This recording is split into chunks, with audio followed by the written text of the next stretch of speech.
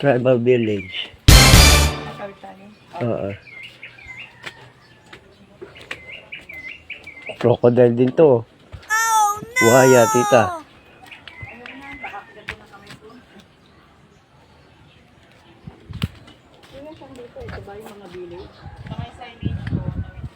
Kaliwa, ay itong diretso lang.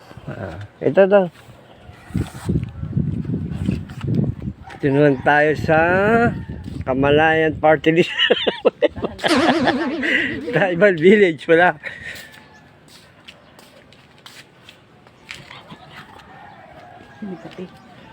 Nagkapik eh.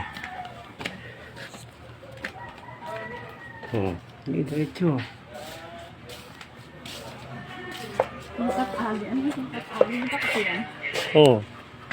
Ginseng. Ayun, may ano pa.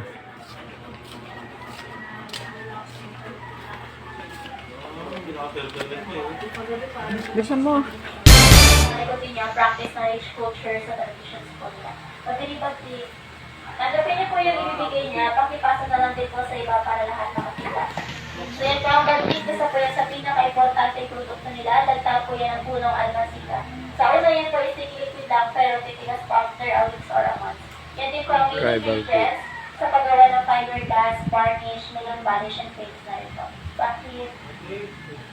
Ito naman po yung native backpack nila. Ginagamit po nila ito para buhatin ang kanilang produkto katulad po ng pag-tick. Dito na po nila nilagay yung product. Pag puno natin ang talent po katulad nito, para sa produkto po nila yung makulog. Kapag mabigat na rin po, aside from shoulder straps, sila yung support to carry more weight to it. Then, bracket and mountain naman ng child, they love music din. Meron sila sarili niya sa tali instrument.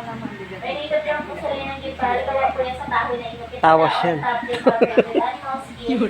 din po silang agong or burn malaki ang maliliit pa mga sana. Itutugtog po nila together and then all the set pasay.